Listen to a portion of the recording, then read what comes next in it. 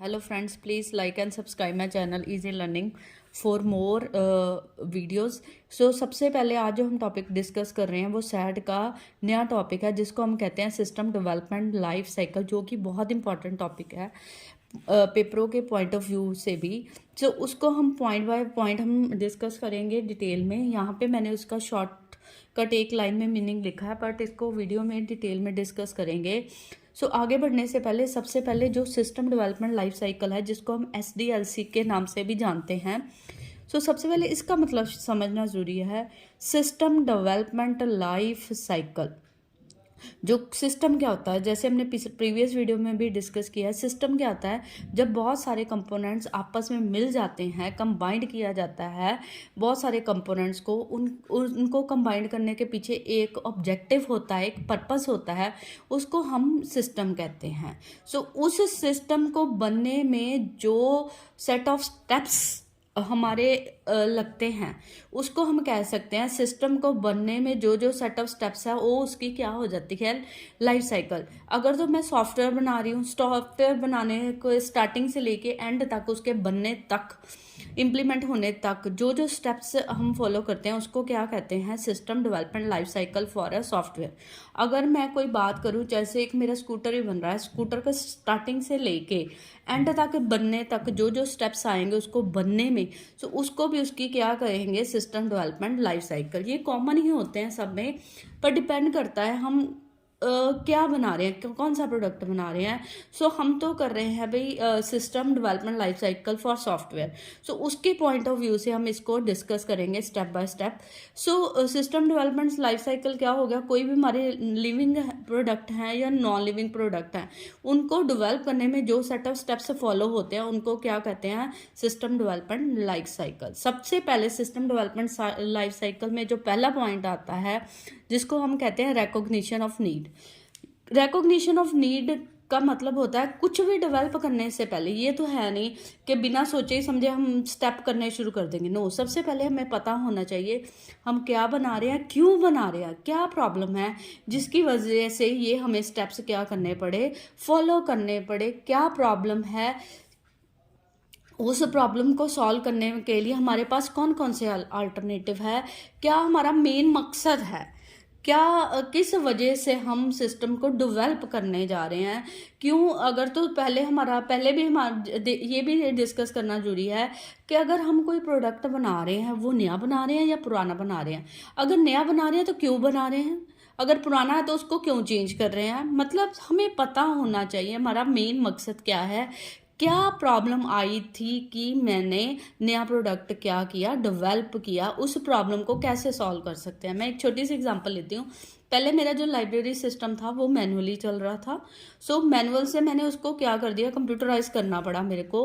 वो हो गया व्हाट इज़ द प्रॉब्लम, क्यों मैनुअल से मैंने उसको कंप्यूटराइज किया, क्योंकि मैनुअल आजकल क्या है, कंप्यूटराइज सिस्टम है फॉर फास्ट प्रोसेसिंग, जल्दी बुक्स इशू हो जाए, इन्फॉर्मेशन लॉन्ग समय तक रहे, इसलिए मैंने उसको क्या कहते मैनुअल से किस में कन्वर्ट कर दिया, कंप्यूटराइज सिस्टम में। सबसे पहले हमें क्या करनी पड़ेगी, क्यों हमें प्रोडक्ट बनाना पड़ा, उस प्रोडक्ट को बनाने के क्या क्या ऑल्टरनेटिव है, क्या उसका ऑब्जेक्टिव है, क्या उसकी लिमिटेशन है, कितने पार्ट्स मैंने, जैसे लाइब्रेरी में मैंने बुक इशू करनी है, रिटर्न करनी, कौन कौन से हमने उसमें जो है सॉफ्टवेयर के यूनिट्स बनाने हैं। सबसे पहले ये हमें डिसाइड करना पड़ेगा। हमने प्रॉब्लम ढूंढ ली कि मैंने सॉफ्टवेयर प्रोडक्ट बनाना है लाइब्रेरी के लिए, उसमें ये पार्ट्स डेवलप होंगे, ये पार्ट्स डेवलप नहीं होंगे। नेक्स्ट जो इम्पॉर्टेंट स्टेप है, आगे बढ़ने से पहले ज़रूरत पता लगी, प्रॉब्लम पता लगी, इस पर काम करना है फिजिबिलिटी स्टडी। फिजिबिलिटी होती है कि जो हम प्रोडक्ट बनाने जा रहे हैं वो हमारे पास उतने पैसे हैं, रिसोर्सेज हैं, हम उसको बना सकते हैं या नहीं बना सकते। हमने 10 लाख का प्रोजेक्ट सोच लिया, हमारे पास तो 1 लाख है, तो वो हमारा जो प्रोजेक्ट है हमारे लिए फिजिबल नहीं है। फिजिबिलिटी स्टडी हम 3 पार्ट्स में डिवाइड करते हैं, technical feasibility, economical feasibility, behaviour feasibility. Technical feasibility ये होती है कि जो भी हम सॉफ्टवेयर डेवलप करने जा रहे हैं उसके लिए उतने सॉफ्टवेयर या हार्डवेयर हमारे पास अवेलेबल है। अगर तो नया सिस्टम बना रहे हैं तो सब कुछ नया लेना पड़ेगा, क्या बजट है। अगर तो पुराने बना रहे हैं उसमें क्या क्या हमें नए हार्डवेयर और सॉफ्टवेयर खरीदने पड़ेंगे। सो ये हमारी होगी technical feasibility to checking the hardware and software resources for your product. Next आ जाएगा इकोनॉमिकल फिजिबिलिटी, उतना पैसा है कि हम नए प्रोडक्ट बाय कर सकें।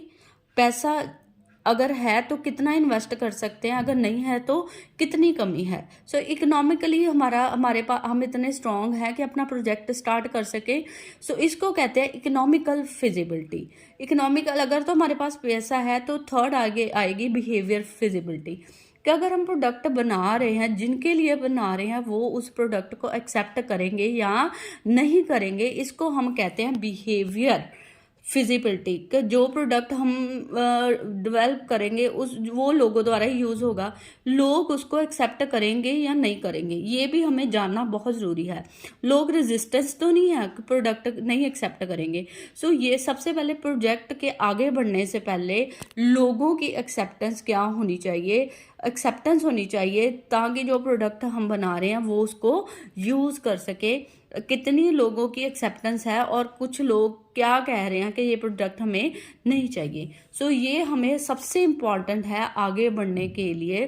फिजिबिलिटी चेक करनी चाहिए कि हम टेक्निकली, इकोनॉमिकली और बिहेवियरली स्ट्रांग है या नहीं है।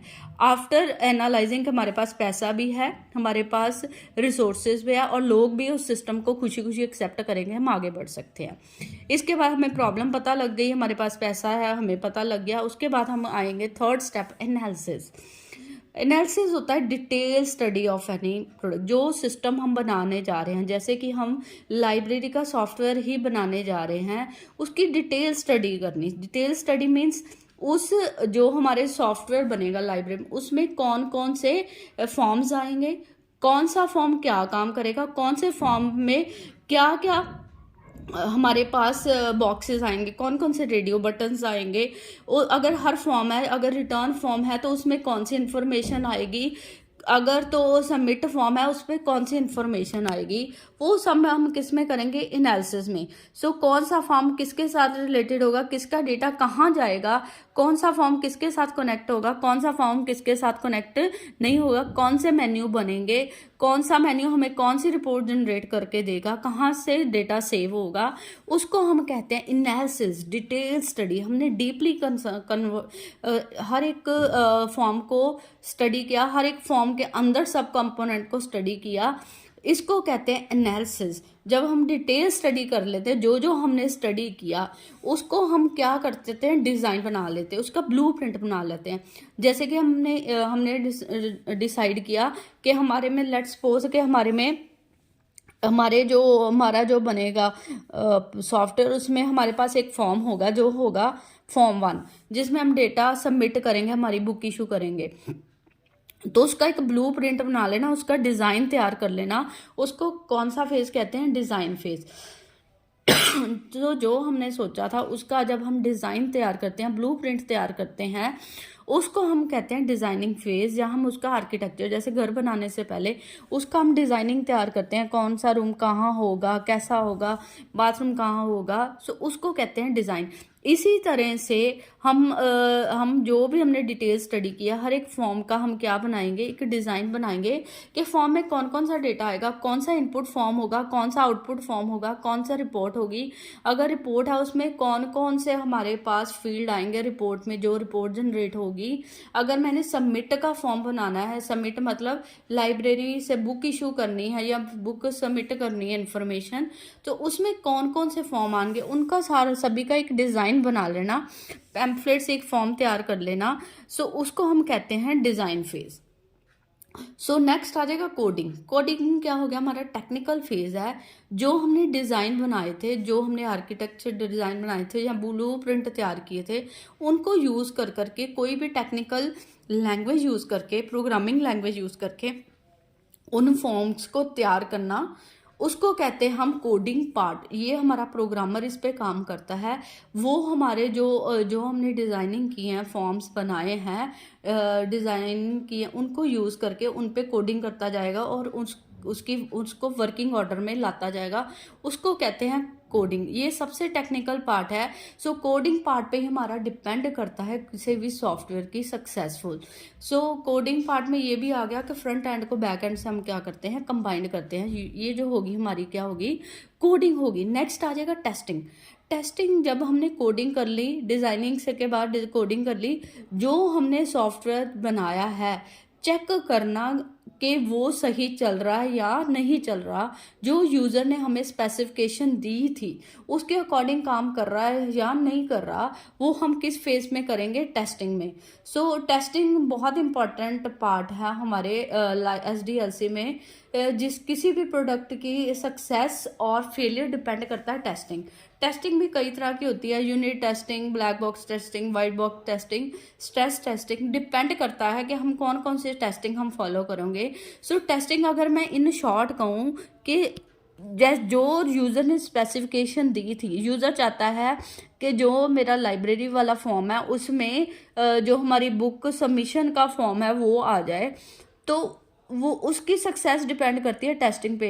देखना कि जो हमने फॉर्म बनाया था वो डेटा सबमिट कर रहा है या नहीं कर रहा, बैक एंड के साथ वो डेटा एक्सेस कर रहा है या नहीं कर रहा। अगर कोई इशू कराने आ रहा है, बुक इशू हो रही है या नहीं हो रही, इंफॉर्मेशन डिस्प्ले हो रही है या नहीं हो रही, कितनी हमारे पास बुक्स हैं, वो सारी इंफॉर्मेशन वो डेटाबेस से असेस कर रहा है या नहीं कर रहा। अगर मैं सबमिट का बटन प्रेस कर रही हूँ तो डेटा सबमिट होता है या नहीं होता, इस तरह की टेस्टिंग की जाती है।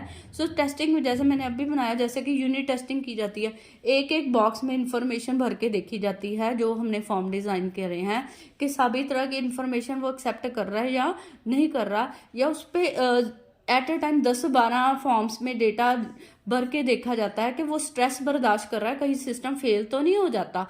सो इस तरह की डिफरेंट टाइप की टेस्टिंग की जाती है।